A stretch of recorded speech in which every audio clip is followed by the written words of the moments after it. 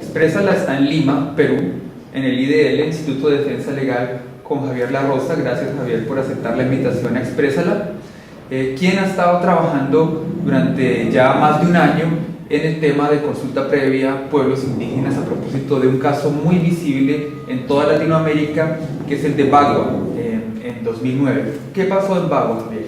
En Bagua, el 5 de junio del 2009, ocurrió un enfrentamiento violento entre la policía y grupos de indígenas amazónicos, producto de lo cual hubo 34 muertos y más de 200 heridos de bala. Fue una situación lamentable en el cual se dieron una serie de sucesos previos que llevaron a un punto de inflexión en el cual luego tuvimos estas consecuencias violentas, de las cuales todos ahora nos lamentamos. ¿Cuál fue la discusión alrededor de la consulta a los pueblos indígenas en el episodio del conflicto de Bagua? Sí. Lo que las organizaciones amazónicas reclamaban era que los decretos legislativos que el gobierno peruano había dictado para implementar el Tratado de Libre Comercio con Estados Unidos fuesen sometidos a un proceso de consulta previa. Esto no había ocurrido, a pesar de que el Perú es uno de los países que ha ratificado el convenio 169 de la OIT. Sin embargo, esto no pasó así. El gobierno argumentó de que no era esto posible, o también se dijo de que ya se habían hecho talleres de participación, que eso era equivalente a una consulta. Lo cierto es que los indígenas no sentían ellos que habían sido tomados en cuenta al momento de dar estos decretos legislativos. ¿Y qué pasó después de Bagua? ¿Cómo ha evolucionado este conflicto? Bueno, esto conmocionó al país de tal modo que el gobierno, con intermediación de organizaciones diversas, conformó diversas grupos de trabajo o mesas de diálogo justamente para ver los problemas de la población amazónica y uno específico sobre el derecho a la consulta. La idea era que se pudiera regular un proyecto de ley consensuado entre población amazónica y población andina y los representantes del gobierno de cómo debería llevarse a cabo la consulta para toda clase de decisiones que tuvieran impacto en los pueblos indígenas, ¿no? Este grupo de trabajo, esta mesa de diálogo, elaboró por lo tanto un proyecto de ley, el cual fue llevado al Congreso de la República para que allí fuese finalmente aprobado, lo cual se dio, ¿no? El Congreso aprobó este proyecto de ley hacia mayo de este año, mayo del 2010, y cuando esperamos que el presidente de la República la promulgase y publicase, sin embargo hizo uso de su facultad de observación y por lo tanto detuvo este proyecto de ley, la observó, una serie de razones argumentó. ¿Cuáles son las razones principales por las cuales el gobierno objeta esa ley?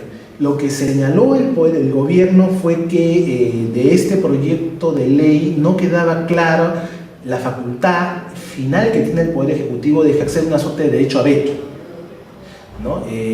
Según el gobierno, así como estaba el proyecto de ley, daba la impresión de que el gobierno carecía de este poder de vetar alguna disposición cuando no se pusieran de acuerdo producto de la consulta a la población indígena y los representantes estatales.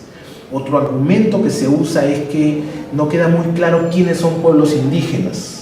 El gobierno decía que en el Perú solo podían denominarse poblaciones indígenas aquellos que viven en la Amazonía, no así quienes viven en los Andes, ¿no? Que es la población mayoritaria en el Perú, digamos, que algunos como el que les habla consideran que es indígena, ¿no? El gobierno hacía cuestión de Estado por eso.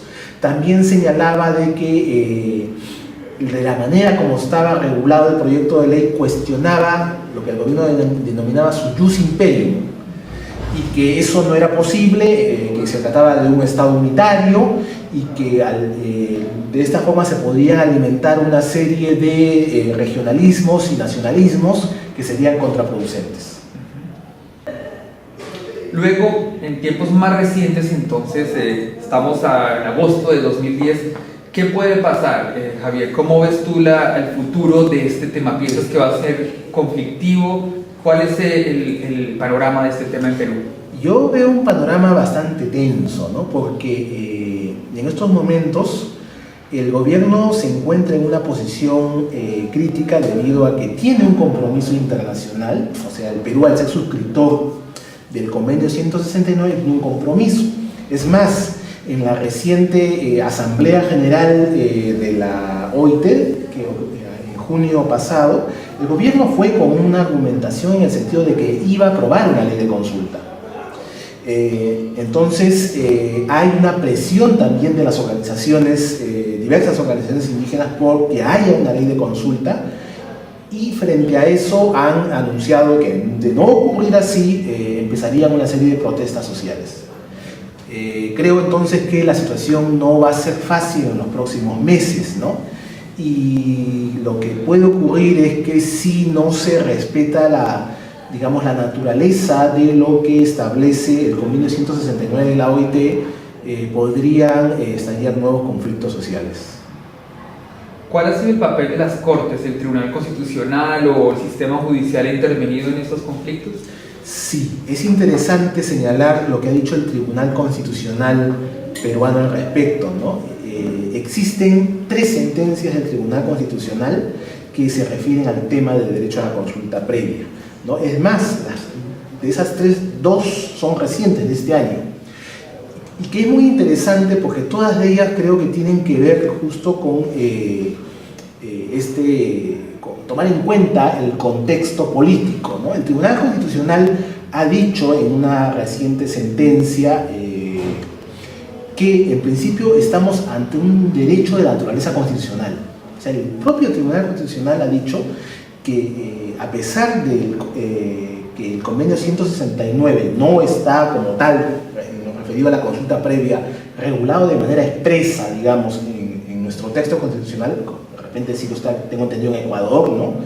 Tiene esta naturaleza de contenido constitucional porque nosotros tenemos pues una norma que señala que en el caso de los derechos fundamentales que hayan sido aprobados mediante tratados internacionales, forman parte expresa del contenido de derechos constitucionales.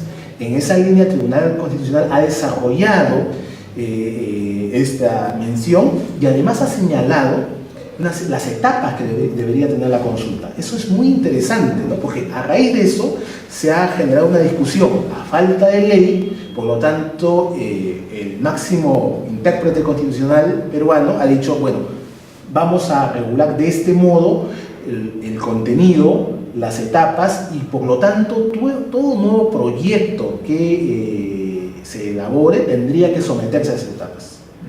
Entonces, eso es muy interesante, ¿no? Porque creo que de algún modo estamos llenando un vacío ante la ausencia del legislador, que todavía falta difundir. Es cierto, estas sentencias son del mes pasado, estamos hablando de su publicación entre junio y julio, entonces todavía hay muchas personas que no están muy enteradas al respecto, pero creo que va a poder ayudar de algún modo a cubrir algunos vacíos.